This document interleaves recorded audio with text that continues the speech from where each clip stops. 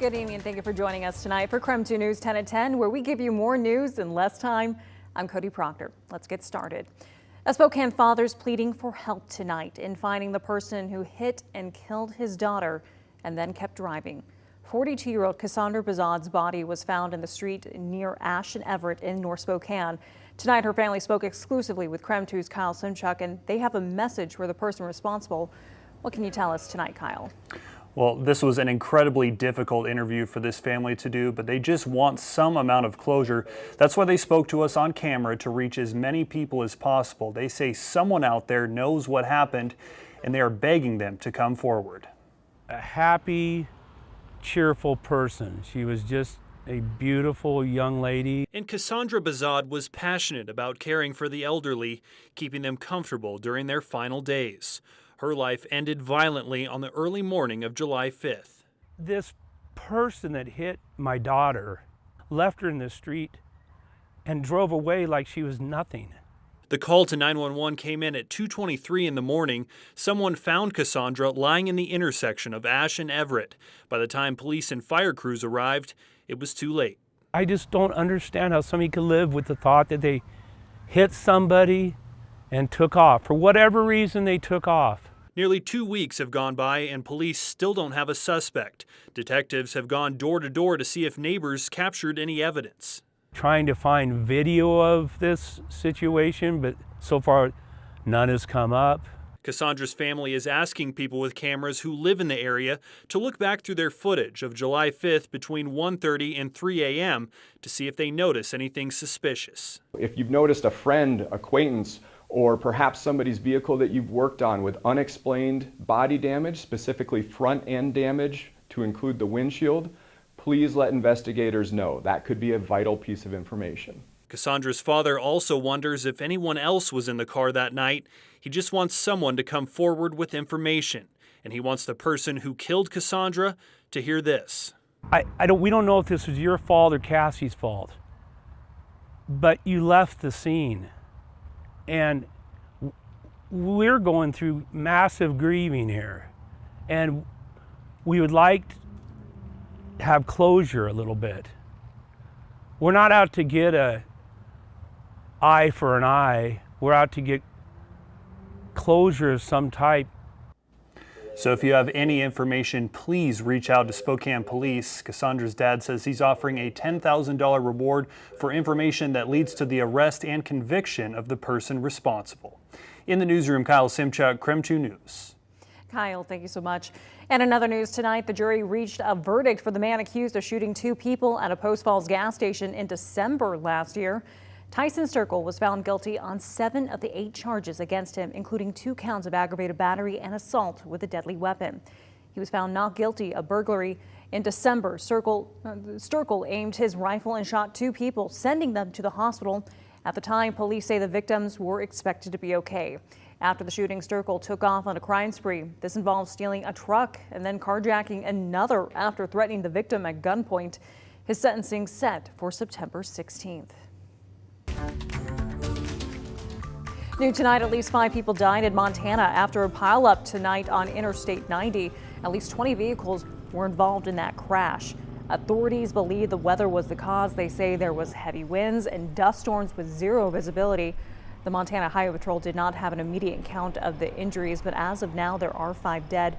The incident took place 3 miles west of Hardin around 4:30 this afternoon. Taking a look ahead, 2 members of a white nationalist group are scheduled to appear in court on Monday. One suspect's from Spokane and the others from Texas. They were arrested along with 29 others on charge. They plan to riot at a pride celebration in Coeur d'Alene last month. 4 other men were originally scheduled to appear alongside them, but their court dates have been moved to August 22nd. Now tonight, beat with a quick look at the day's top stories. A man suspected of shooting 2 teens at the Dwight Merkel Sports Complex was arrested in Arkansas yesterday. Spokane resident Jordan Genslinger is charged with 2 counts of first-degree assault. According to Spokane police, he'll be extradited back to Spokane to face charges.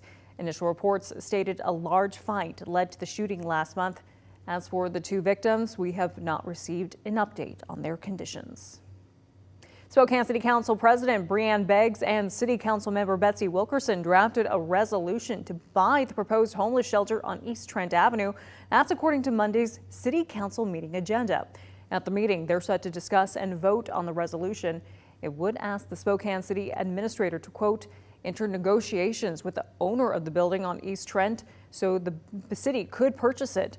One of the main reasons for the proposed purchase would be so the city doesn't end up paying for needed improvements to the building. Previously, council members approved a lease agreement for the proposed shelter on June 27th. Work is finally done on the Hatch Road Bridge, and drivers can now easily access the South Hill from Highway 195 instead of having to deal with a 30-plus minute detour. The nearly $2 million repairs kicked off at the end of March. Crews replaced the bridge's deck because it had been shifting under the weight of the high volume of cars that were using it each day. The project finished about 2 weeks ahead of schedule. It's one of several projects the city is working on during an $80 million road construction season. The Spokane Park Board unanimously approved yesterday a contract extension with AEG Presents. The contract includes new incentives and guarantees over 24 performances over the next 3 years. I think a real diverse events in the pavilion, a mixture of concerts, great community events, and really creating what we have envisioned in the master plan of this is the gathering place of the community. This is a place where people can come and enjoy. Currently, there are only 3 concerts scheduled at the pavilion so far for the season, but this new contract will make sure at least 8 concerts are booked next summer. Jones hopes Spokane will become a go-to spot for traveling artists. And that was a look at your Night Beat. To learn more about any of these stories, text the word night to 509-448-2000. We'll send them right to your phone. And then taking a break from the headlines now and turning over to weather, our chief meteorologist Jeremy Legault is joining us now from in the Outdoor Weather Center.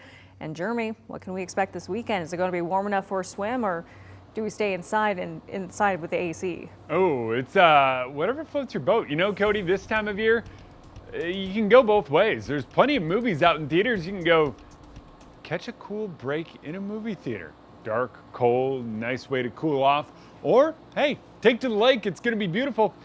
78 degrees right now. It is a warm evening here in the inland northwest. Dew point sits at 37. Across the region, we have temperatures on the mild side. Deer Park down to 64, Sandpoint 63. And keep in mind, as temperatures fall overnight, it'll be a great time to open the windows, let in some of that cold air. Coldest time of day, that first hour as the sun comes up, we'll see temperatures dropping down into the low 60s, but then once again climbing tomorrow during the day.